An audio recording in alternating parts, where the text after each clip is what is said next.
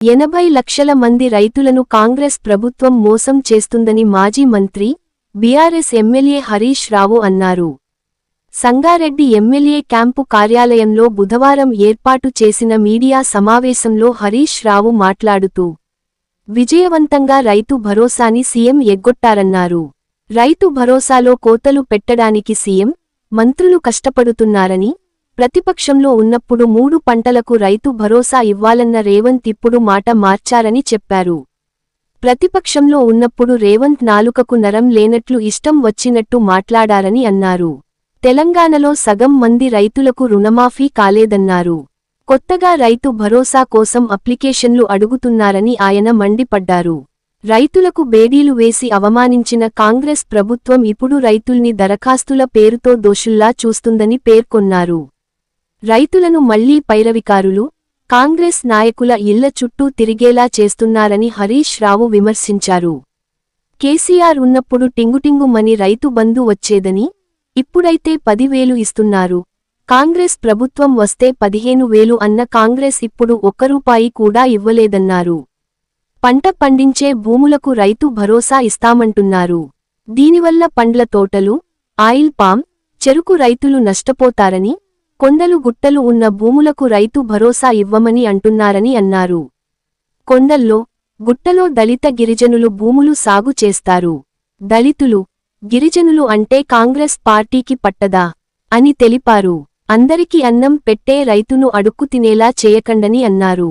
4వ తేదీన క్యాబినెట్ మీటింగ్లో రైతు భరోసాపై చర్చిస్తారని తెలిసింది. ఒకవేళ ఒకే పంట పండించే భూముల రైతులకి రైతు భరోసా ఇవ్వకపోతే తస్మాత్ జాగ్రత్త అని ప్రభుత్వాన్ని హెచ్చరించారు. జరగబోయే పర్యవసాలకు మీరే బాధ్యత వహించాలని, 2 లక్షలు పైన రుణాలు ఉన్న రైతులకు ఎప్పుడు రుణమాఫీ చేస్తారో సీఎం చెప్పాలని డిమాండ్ చేశారు. సీఎం మాట నమ్మి 2 లక్షల పైన రుణం ఉన్న రైతులు అప్పు తెచ్చి కట్టి ఇంకా అప్పుల పాలయ్యాడని పేర్కొన్నారు. 2 లక్షల లోపు ఉన్న సగం మంది రైతులకు రుణమాఫీ కాలేదని అన్నారు. 11 సార్లు కేసీఆర్ రైతుబంధు ఇచ్చారని చెప్పారు. రైతుల సమాచారం మొత్తం ఉన్నా, మళ్లీ కొత్తగా అప్లికేషన్లు ఎందుకని ప్రశ్నించారు. తెలంగాణలో 54 లక్షల ఉపాధి హామీ కార్డులు ఉంటే 1,04,00,000 మంది కూలీలు ఉన్నారని చెప్పారు. మే నెలలో ఉపాధి హామీ పనులకు 850 కోట్ల రూపాయలు కేంద్రం నుంచి వచ్చాయని, ఈ డబ్బులు కూలీలకు ఇవ్వకుండా దారి మళ్లించింది కాంగ్రెస్ ప్రభుత్వమని అన్నారు. 3 నెలల్లో ఉపాధి హామీ డబ్బులు చెల్లించకపోతే వడ్డీతో సహా తిరిగి కేంద్రానికి చెల్లించాలని, 7 నెలలు అయినా ఉపాధి హామీ డబ్బులు ఎందుకు ఇవ్వడం లేదో చెప్పాలని హరీష్ రావు అన్నారు. దేశ విదేశాల్లో ఉన్నటువంటి తెలుగు ప్రజలందరికీ నూతన సంవత్సర శుభాకాంక్షలు. ముఖ్యంగా మా జర్నలిస్ట్ మిత్రులందరికీ కూడా నూతన సంవత్సర శుభాకాంక్షలు. ఈ నూతన సంవత్సరంలో నేను పెడుతున్న మొట్టమొదటి తొలి కాన్ఫరెన్స్ మరి మన సంగారెడ్డిలో పెడతా ఉన్నా. న్యాయం చేయాలని కూడా కోరుకుంటున్నాం మీ అందరినీ. 2 విషయాలు, ఒకటి ముఖ్యంగా 2 కూడా స్టేట్కి సంబంధించిందే. ఒక అంశం స్టేట్ కన్సిడర్ చేసి వీలైతే ఒక అంశాన్ని జిల్లా కన్సిడర్ చేస్తే బాగుంటుంది. 2 భాగాలుగా ప్రెస్ మీట్ నిర్వహిస్తూ ఉన్నాం. నేను మాట్లాడుతున్న అంశం కూడా ముఖ్యంగా రాష్ట్రంలో దాదాపు 80 లక్షల మంది రైతులకు సంబంధించిన అంశం కనుక దయచేసి ఇది ప్రాపర్గా మంచి కవరేజ్ రావాలి. ప్రభుత్వం మరి రైతుల్ని మోసం చేయాలని చూస్తుంది కనుక మీరు కూడా కొంత న్యాయం చేయాలని నా మొదటి ప్రెస్ కాన్ఫరెన్స్ 2025వ సంవత్సరంలో కనుక మీరందరూ కూడా న్యాయం చేయాలని కోరుకుంటున్నాను. సో రేవంత్ రెడ్డి గారు విజయవంతంగా రైతు బంధును ఎగ్గొట్టి రైతు భరోసాకు కోతలు పెట్టడానికి రాత్రింబవళ్ళు కష్టపడతా ఉన్నాడు. ఎటేటా రైతు బంధుకు, రైతు భరోసాకు కోతలు పెట్టచ్చు అని పాపం వ్యవసాయ మంత్రి, ఆర్థిక మంత్రి, ముఖ్యమంత్రి అందరూ ఈ రైతు భరోసాకు కోతలు పెట్టడానికి కుస్తీలు పడుతున్నారు. గతంలో ఇదే రేవంత్ రెడ్డి గారు రైతు బంధు ఏడాదికి 3 సార్లు ఎందుకు ఇవ్వకూడదు అని ప్రతిపక్షంలో ఉన్నప్పుడు మాట్లాడాడు. ఇవాళ అధికారంలోకి రాగానే రేవంత్ రెడ్డి గారికి కొంచెం మతిమరుపు వచ్చినట్టున్నది. 3 సార్లు ఎందుకు ఇయ్యరు అన్నోడు ఒక్కసారి కూడా రైతు బంధు ఇవ్వడానికి ఆపసోపాలు పడుతున్నాడు. వెనక ముందు అవుతున్నాడు, వానకాలానికి రైతు బంధు ఎగబెట్టిండు, యాసంగికి రైతు భరోసాలో కోతలు పెట్టడానికి కుస్తీలు పడుతుంది.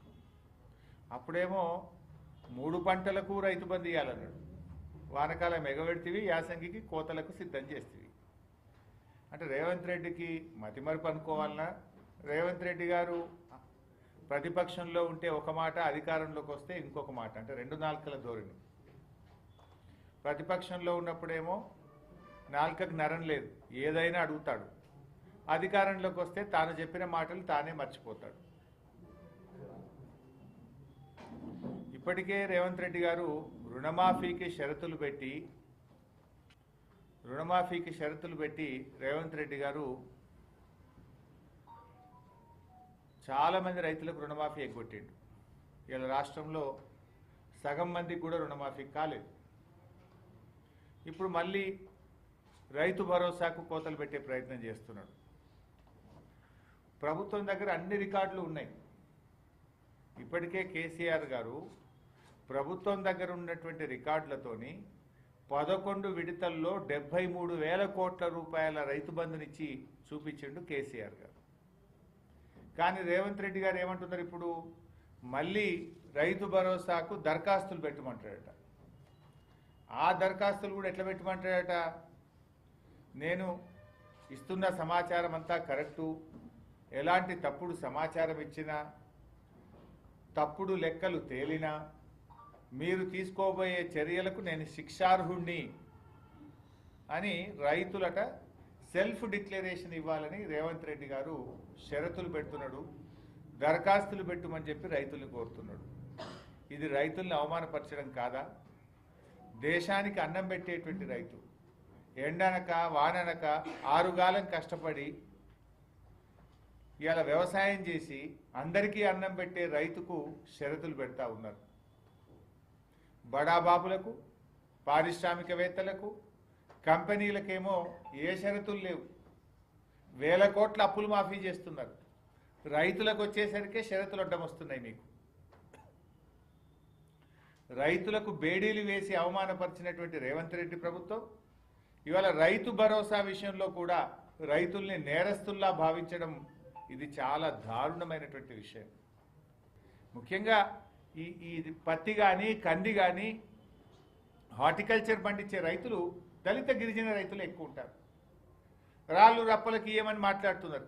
ఎవరుంటారు? కొండలు గుట్టల్లో సాగు చేసేటోళ్ళు ఎవరు? పోడు భూముల సాగు చేసేటోళ్ళు ఎవరు? కొండలు గుట్టల్లో పోడు భూములు సాగు చేసే రైతులు గిరిజన రైతులు. అంటే మీ టార్గెట్ ఏంది? గిరిజన రైతులు అంటే మీకు గిట్టదా? గిరిజన రైతులకు రైతు భరోసా ఎగ్గొడదామనుకుంటున్నారా? మీ ఉద్దేశం ఏంది అని మేము అడుగుతా ఉన్నాం. అన్నీ ఆలోచించిన కేసీఆర్ గారు రైతుల ఆత్మగౌరవాన్ని కాపాడాలి, రైతులు పెట్టేవాళ్ళు కానీ అడుక్కునే వాళ్ళు కాదు అన్నది కేసీఆర్ సిద్ధాంతం. రైతులు దేశానికి అన్నం పెట్టేవాళ్ళు, అందరికీ కడుపు నిండి అన్నం పెట్టి ప్రజల్ని బతికించేవాడు రైతు. అందరికీ పెట్టే రైతును ఇలా కేసీఆర్ ఆత్మగౌరవం పెంచి రైతు యొక్క విలువను, రైతు గౌరవాన్ని కేసీఆర్ పెంచే ప్రయత్నం చేసిండు. కానీ కాంగ్రెస్ పార్టీ ఏం చేస్తుంది? రైతును అడుక్కునేవాడిగా చిత్రీకరించే ప్రయత్నం చేస్తుంది. రైతులు దరఖాస్తులు పెట్టండి, కార్యాలయాల చుట్టూ తిరగండి, పైరవి కార్ల చుట్టూ తిరగండి అనే విధంగా రైతుల ఉసురు పోసే ప్రయత్నం చేస్తుంది. అందరికీ అన్నం పెట్టే రైతును అడుక్కునేవాడిగా మార్చకండి. మీ దగ్గర అన్ని వివరాలు ఉన్నాయి, అన్ని పంటలకు ఇవ్వండి. ఇలా దీర్ఘకాలిక పంటలుంటాయి, వర్షాధారిత పంటలుంటాయి, వారికి అన్యాయం చెయ్యొద్దు. ఇప్పటికే పత్తి రైతులు చాలా ఇబ్బందుల్లో ఉన్నారు. ఈసారి అకాల వర్షాల వల్ల పత్తి దిగుబడి తగ్గింది. పత్తి రైతులకు పెట్టుబడి ఎక్కువ, ఆదాయం తక్కువ, అవకాశాలు లేక వర్షాధారితంగా గిరిజన దళిత రైతులే ఎక్కువగా బీసీ రైతులే పత్తి పండిస్తారు. ఇవాళ నువ్వు ఆ రైతులకు అన్యాయం చేసే ప్రయత్నం చేస్తున్నావు. ఇవాళ ఎల్లుండి 4వ తారీఖు క్యాబినెట్ మీటింగ్లో డిసైడ్ చేస్తామని లీకులు ఇస్తా ఉన్నారు. ఒకవేళ పత్తి రైతులకు కానీ, కంది రైతులకు కానీ, హార్టికల్చర్ రైతులకు కానీ మీరు అన్యాయం చేస్తే తస్మాత్ జాగ్రత్త అని చెప్పి హెచ్చరిస్తా ఉన్నాం. రైతు లోకం తిరగబడుతుంది అని చెప్పి హెచ్చరిస్తా ఉన్నాం. జరిగే పర్యవసానాలకు ప్రభుత్వం బాధ్యత వహించాల్సి వస్తుంది అని హెచ్చరిస్తా ఉన్నాం. ఆలోచించండి. ఇవాళ పంట ఒకటి కావచ్చు, కానీ దాని పెట్టుబడి ఎక్కువ. కందులు దాదాపు 10 నెలల పంట, చెరుకు ఏడాది పంట, పసుపు ఏడాది పంట, పత్తి 6-7 నెలల పంట. దాని పెట్టుబడి ఎక్కువ. మీరు ఒక పంట అని చెప్పి ఆ రైతులను అన్యాయం చేయొద్దు అని చెప్పి కూడా కాంగ్రెస్ పార్టీని హెచ్చరిస్తూ ఉన్నాం. అందరి రైతులకు రైతు బంధు యథావిధిగా ఇవ్వాలని చెప్పి కూడా కోరుతా ఉన్నాం. ఇలా ఏమిచ్చింది కాంగ్రెస్ పార్టీ? ఈ ప్రభుత్వం అధికారంలోకి వచ్చిన తర్వాత కోతలు తప్ప రైతులకు ఇచ్చింది ఏమీ లేదు. మీరు ఒకసారి గమనిస్తే రుణమాఫీ సగం మందికే అయింది. బోనస్ 10 పంటలకు బోనస్ ఇస్తామని మేనిఫెస్టోలో పెట్టింది కాంగ్రెస్ పార్టీ.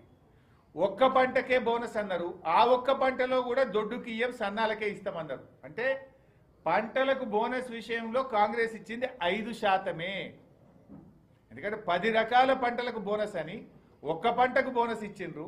ఆ ఒక్క పంటలో కూడా దొడ్డు వాట్లకి ఇయ్యం, సన్నాలకే ఇస్తామన్నారు. అంటే 5%. రైతు భరోసా వానకాలం ఎగ్గొట్టిండ్రు, యాసంగిలో సగానికి సగం కోత పెట్టడానికి కుట్రలు చేస్తున్నారు.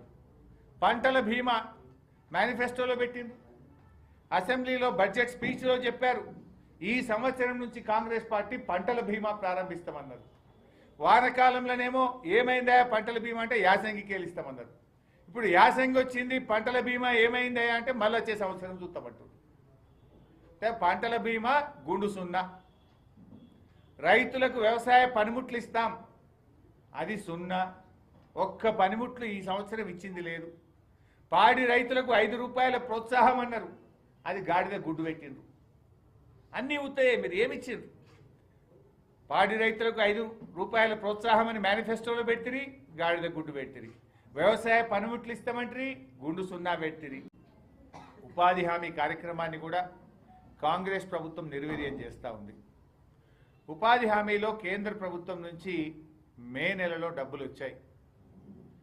మే నెలలో వచ్చిన డబ్బులు ఇప్పటికీ కూడా రిలీజ్ చేయట్లేదు. ఆల్మోస్ట్ 7 నెలలు 8 నెలలు అయింది. 858 కోట్ల రూపాయల ఉపాధి హామీ పనులను ప్రభుత్వం దారి మళ్లించింది. 858 కోట్ల ఉపాధి హామీ డబ్బులు కేంద్ర ప్రభుత్వం నుంచి మే నెలలో వస్తే ఇప్పటిదాకా కూడా పనిచేసిన కూలీలకు కానీ ఆ పని చేసినటువంటి వ్యక్తులకు కానీ ఇవ్వకుండా డబ్బులను కాంట్రాక్టర్లకు, బడా కాంట్రాక్టర్లకు చెల్లించింది. పర్సెంటేజ్లకు బిల్లులు ఇస్తున్నారు. పేదవాళ్లకో, ఈ పేద కూలీలకో, ఉపాధి హామీ మెటీరియల్ కాంపోనెంట్లో పనిచేసిన వారికి మాత్రం డబ్బులు ఇవ్వడం లేదు. దాని రూల్ ఏంది? 3 నెలలు దాటితే ఇంట్రెస్ట్ కట్టాలి రాష్ట్ర ప్రభుత్వం. కేంద్ర ప్రభుత్వం డబ్బులు ఇచ్చిన 3 నెలల్లోగా చెల్లించకపోతే రాష్ట్ర ప్రభుత్వం వడ్డీతో సహా కేంద్ర ప్రభుత్వానికి తిరిగి కట్టాల్సి ఉంటుంది. అంటే ఏంది మీరు నియమ నిబంధనలు లేవా? 3 నెలలు కాదు, 7 నెలలు 8 నెలలు అయినా ఎందుకు ఉపాధి హామీ డబ్బులు చెల్లిస్తలేరు అని నేను అడుగుతా ఉన్నా. రాష్ట్రం నష్టపోతుంది కదా. ఇప్పటికే కేంద్ర ప్రభుత్వం స్పర్శ్ అనేటువంటి కొత్త కార్యక్రమం దేశంలో 7 రాష్ట్రాల్లో తెస్తున్నారు. అందులో తెలంగాణ కూడా ఉన్నది. అంటే రాష్ట్రానికి డబ్బులు ఇయ్యరు వాళ్ళు, డైరెక్ట్ పనిచేసే వాళ్ళకే కేంద్ర ప్రభుత్వం ఇస్తుంది. ఇక మీరు ఇట్లా చేస్తున్నానే వాళ్ళు బంద్ పెట్టిండు. రాష్ట్ర ప్రభుత్వం వాటా చారణ నువ్వు కడితే బారణ వాళ్ళు రిలీజ్ చేస్తారు, డైరెక్ట్ పనిచేసిన వాళ్ళకి పోతాయి. ఇక ఈ రాష్ట్ర గవర్నమెంట్ ఖజానాలకు వస్తే 7 నెలలు 8 నెలలు మీరు ఇస్తలేరని, పనులు కుంటుబడుతున్నాయని, ఉపాధి హామీ లక్ష్యం నెరవేర్తలేదని కేంద్రం ఇప్పుడు కొత్త నిర్ణయం తీసుకుంటుంది. స్పర్శలో తెలంగాణ కూడా పెట్టింది. ఇప్పుడు మేము డిమాండ్ చేస్తున్నాం, తక్షణమే ఉపాధి హామీలో చేసిన పనులకు కేంద్ర ప్రభుత్వం ఇచ్చిన 858 కోట్లు విడుదల చేయాలని బీఆర్ఎస్ పార్టీ ఈరోజు డిమాండ్ చేస్తూ ఉంది. వాళ్ళని చెప్పి కూడా బీఆర్ఎస్ డిమాండ్ చేస్తుంది. పోలీసుల సరెండర్ లీవ్ డబ్బులు వెంటనే విడుదల చేయాలని డిమాండ్ చేస్తూ ఉన్నాం. టీఏ బిల్లులు గతంలో కేసీఆర్ గారు ఇచ్చిన విధంగా 7 రోజులు కాదు 15 రోజుల వాళ్ళ టీఏ బిల్లులు చెల్లించాలని కూడా బీఆర్ఎస్ పార్టీ డిమాండ్ చేస్తుంది. ఆరోగ్య భద్రత డబ్బులు విడుదల చేయాలని కూడా ఈరోజు బీఆర్ఎస్ పార్టీ డిమాండ్ చేస్తుంది. రిటైర్ అయిన పోలీసులకు సంబంధించిన డబ్బులు కూడా వెంటనే విడుదల చేయాలని, హోంగార్డులకు ఇచ్చిన మాట ప్రకారంగా బేసిక్ పే వాళ్ళ జీతాలు పెంచాలని చెప్పి కూడా మేము డిమాండ్ చేస్తూ ఉన్నాం.